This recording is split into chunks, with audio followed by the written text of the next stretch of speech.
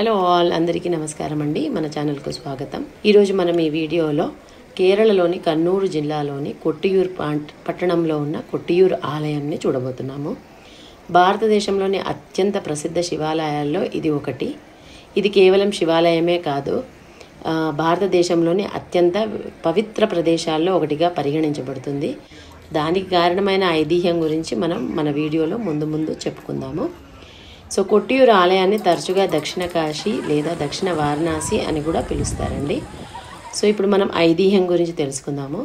చాలా కాలం క్రితం దక్షుడు అనే ఒక మహారాజు, శక్తివంతమైన గర్విష్టి అయిన కోపిష్టి అయిన మహారాజు నివసించేవాడు.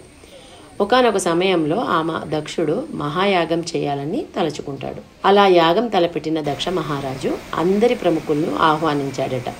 కానీ తన సొంత కుమార్తె అయిన సతీదేవిని మరియు అత్యంత మహిమాన్వితుడు శక్తివంతుడు అయిన సతీదేవి భర్త అయిన శివ భగవాన్ని ఆహ్వానించలేదట. యాగం గురించి విన్న సతీదేవి తన భర్తను పిలవకపోవడానికి బాధపడినప్పటికీ యాగంలో పాల్గొనడం వల్ల మంచి జరుగుతుంది అని భావించి తన భర్త అయిన శివునితో అంగీకారం అడిగిందట. నేను యాగాల్లో పాల్గొంటాను అని.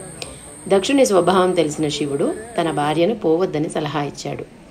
ఆ మాట వినకపోయిన సతీదేవి విపరీతమైన అవమానాన్ని ఎదుర్కొంది. యాగానికి వెళ్ళి ఆ అవమానాన్ని తట్టుకోలేకపోయిన సతీదేవి తను స్వయంగా సృష్టించుకున్న యజ్ఞయాగానంలోకి ప్రవేశించి యాగస్థలంలోనే తన జీవితాన్ని ముగించిందంట. ఆ కోపంలో జరిగిన విషయం తెలుసుకున్న శివుడు దుఃఖం, కోపం అపరిమితంగా మారాయి. తన జడలను విప్పి తాండవం చేస్తూ తన కోపాన్ని వెళ్ళపుచ్చారు. ఆ జడలలో నుంచి పుట్టిన వారే మన వీరభద్రస్వామి. తన భయంకరమైన రూపంతో, కోపంతో వీరభద్రుడు యాగభూమికి వెళ్ళి ప్రతీదీ నాశనం చేశాడట. అతను దక్షుని తల కూడా నరికివేశాడని చెప్తున్నారు. సో అది చూసినా విన్నా అందరూ దేవతలు ఆ యాగభూమిలోకి ప్రత్యక్షమయ్యి శివుడిని శాంతించమని విన్నపించారు. అలాగే దక్షునికి ప్రాణభిక్ష పెట్టమన్నారట. అటుపిమ్మట శివుడు శాంతించి దక్షునికి తలకు బదులుగా ఒక మేక తలను ఇచ్చి దక్షుణ్ణి బ్రతికించారట. ఈ విధంగా ఈ పుణ్యక్షేత్రంలో అందరు దేవతలు యాగంలో పాల్గొన్నారు. దక్ష మహారాజుకు ప్రాణభిక్ష పెట్టినదికప్పురం యాగం ప్రశాంతంగా జరిగిందట. ఈ విధంగా ఈ సందర్భంలో ఈ అందరు దేవతలు ఈ యాగభూమిలో చేరుట వల్ల ఈ స్థలం అత్యంత మహోన్నతమైనదని చెప్పుకుంటున్నారు. తదనంతరం శివుడు ఈ క్షేత్రంలో స్వయంభూగా వెలిచాడట. కేరళలోని కొట్టియూరు మహాదేవాలయంలో జరుపుకునే అత్యంత ముఖ్యమైన మరొక ప్రత్యేకమైన వార్షిక పండుగ వైశాఖ మహోత్సవం. ఇది నిరంతరంగా 28 రోజుల పాటు జరిగే పండుగ. ఇది సాధారణంగా మే మరియు జూలై మధ్య, అనగా మలయాళ నెలల పరంగా చూస్తే ఎడవం మరియు మిథునం మాసాలలో జరుగుతుంది. ఋతుపవన వర్షాలు ప్రారంభమైన వెంటనే అడవి పచ్చగా మారుతుంది మరియు బవలీ నది గొప్ప శక్తివంతంతో ప్రవహిస్తూ ఉంటుంది. కొట్టియూరు ఆలయం మధ్యలో మణితర అనే ప్రత్యేకమైన ప్రదేశం ఉంది.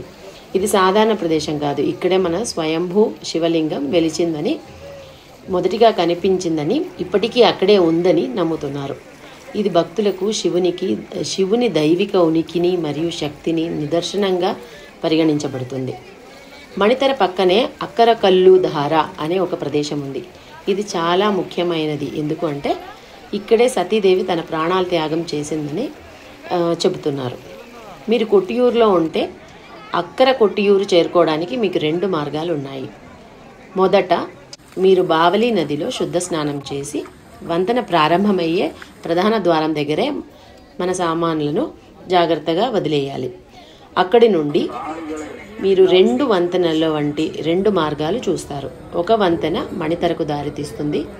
కానీ గమనించాల్సిన విషయం ఏమిటి అంటే శివుని దివ్య సాన్నిధ్యాన్ని అనుభవించే ఈ పవిత్ర ప్రదేశానికి చేరుకోవడానికి క్యూలో గంటల తరబడి నిలబడాల్సి వస్తుంది. మరొక వంతెన అక్కర కొట్టియూరులోనికి ప్రవేశించడానికి సులభమైన మార్గాన్ని అందిస్తుంది. కానీ ఆ వైపు నుండి వెళితే మీరు మణితరలోకి ప్రవేశించలేరు. దైవిక సాన్నిధ్యాన్ని అనుభూతి చెందడానికి మరియు శివుడికి మీ కానుకలను సమర్పించడానికి మణితర మార్గంలోనే వెళ్లాల్సి ఉంటుందని నా సూచన. ఇక్కడ మీకు అందరికీ ఒక ప్రత్యేకమైన ఓడప్పు అనే ఒక జడకుచ్చు లాంటి ఆకృతిలో ఉన్న వస్తువు విపరీతంగా కనిపిస్తుంటుంది. ఈ స్థలం సందర్శించిన అందరూ తిరిగి ఇళ్లకు వెళ్ళేటప్పుడు ఇది కొనుక్కోవడం ఆనవాయితీ. వీటిని మన ఇళ్లలో కానీ లేక మనం ఉపయోగించే వాహనాల్లో కానీ వేలాడతీయడం ఉత్తమము అని ఇక్కడ చరిత్ర చెబుతుంది. సో అదండి ఈరోజు మన వీడియో, కొట్టియూరు మహాక్షేత్ర విశేషాలు. మీకందరికీ నచ్చిందని అనుకుంటున్నాను. ఈ స్థలం సందర్శించడానికి మీకు ఎటువంటి సందేహాలు ఉన్నప్పటికీ మీరు నాకు కామెంట్ చేయగలరు. Thank you so much.